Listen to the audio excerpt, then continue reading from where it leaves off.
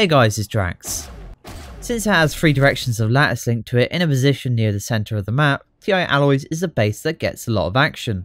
It has been changed before to improve fights and is currently receiving more changes on the test server. Today I just wanted to walk you through some of those changes and get your feedback whilst also sharing a few of my thoughts. But before I start, I just thought I'd answer a question which I have seen many times before. Is it pronounced TI or TI Alloys? Well, from my understanding, based on it being a shortened version of the word titanium, and titanium of course being an element of which you pronounce its symbol TI, you would indeed pronounce it as TI Alloys.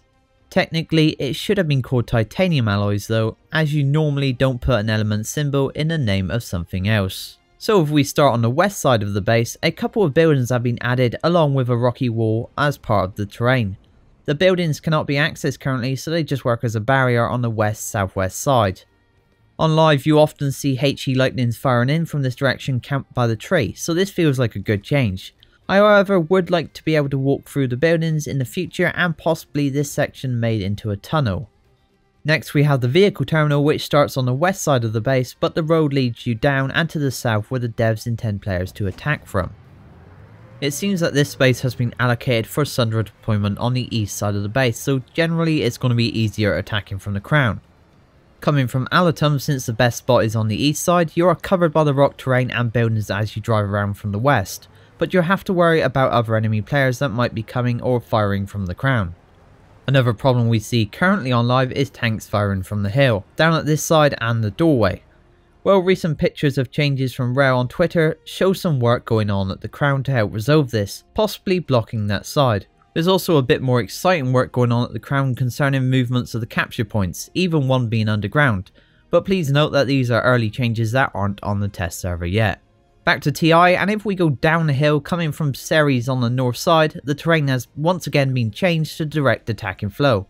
A few rocks added to provide cover to help you advance, and a double entrance on the bottom floor. Just to mention here, Ceres is also receiving some very early changes to make that base more enjoyable as well. Once again, not on the test server currently, and I must emphasize the words very early changes. In the center of the base, there's another 2 buildings which are also currently not accessible. Hopefully we'll be able to walk through these and use them in future, because as of right now they are just places for cover or for light assaults to move around on. There's also a load of large and small NS crates which add to the feel of this area being a light assaults playground. Notice at the front of the base, the anti-tank turrets have been removed and a single anti-personnel turret has been added. If we go from the spawn room, you can see there's a decent amount of cover from aircraft surrounding it within an area of about 30 meters, but only on the north, east and south sides. If you look to the east where attackers would come from Ceres, there's not as clear a view as we had previously when defending, obviously helping the attackers but also benefiting the defenders with more cover. From here, it's best to go under the walkway if you are a defender and straight towards this bottom door. The other door we pass on the right is a detour which leads around to a door at the front of the base, and the walkway above leads to a balcony to fire attackers coming from the north and east. You can also move around the side, gaining another angle, possibly flanking attackers.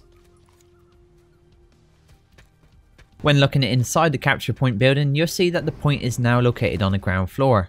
You'll also notice a large amount of crates and boxes that have been placed to give good cover and positions for both defenders and attackers. It's very simple using these NS crates for this purpose, but also very effective, so I wouldn't mind seeing this in more cap point rooms in the future.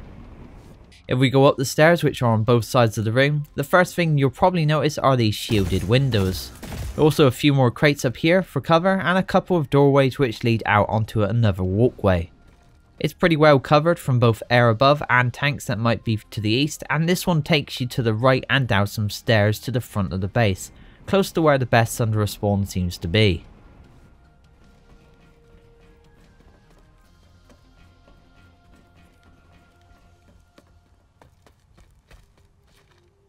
Coming from the crown across the arch, this has also received a few minor changes to the terrain, which should give more cover for both sides, with a rock here added by the southeast doorway to give some protection from tank shells.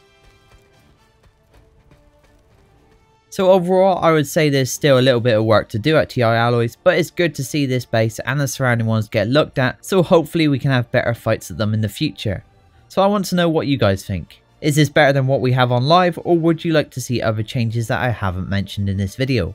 Please let me know in the comments. Thanks for watching, like and subscribe if you haven't done so already, and I'll see you next time.